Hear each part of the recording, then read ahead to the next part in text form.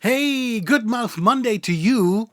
Today is another day where we sing the praises of an unsung hero, someone who deserves more credit than he or she is getting. And my person today, this week, is Bob. Bob is not his real name, but I'll explain later why I cannot and will not use his real name.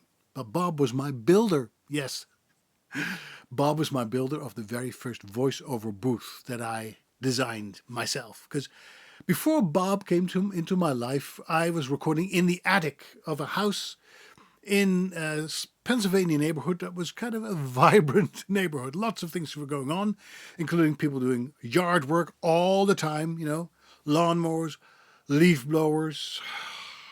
It's going on constantly. There was some school bus traffic and other things, and it was noisy. So I escaped all the way to the top of the house. The attic, it was 3 stories high, and the roof was so thin I could hear every drop falling on the roof when it was raining. So that wasn't ideal either. So I had to stop recording as soon as the weather turned bad. So something had to give, and instead of being all the way up, I went all the way down to the basement, which had nice thick walls, and it was pretty quiet, but I needed some isolation and insulation from the ambient noise still. And I designed a booth 7 by 7 by 7 with all the soundproofing properties, but I had no knowledge and no skills to build it, so I had to find a builder. As I grew up with 2 left hands, my dad is a minister.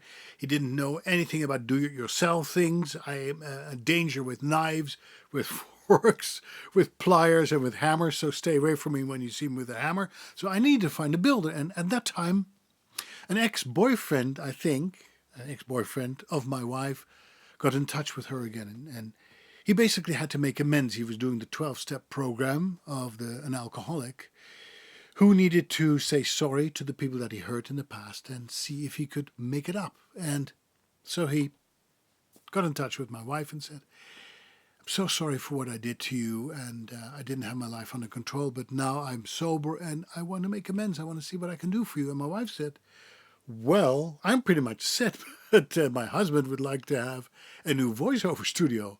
Could you help him build that studio?" And he said, "Of course, I'll be happy to help. We'll talk about the plans and details.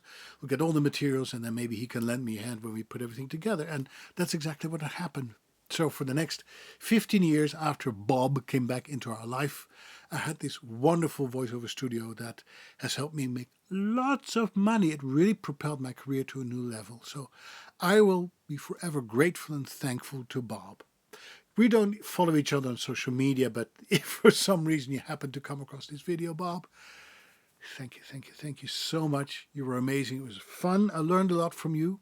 And I probably must have irritated the heck out of you because I'm so clumsy with all kinds of building materials. But we did it. We pulled it off together.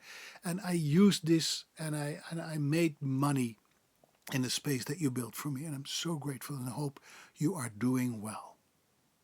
So if you have anybody that you'd like to pay tribute to that you're thankful for, GoodMouth Mondays, use the hashtag GoodMouth Monday and let the world know and spread some positivity and some kindness around. Okay? Should we do that?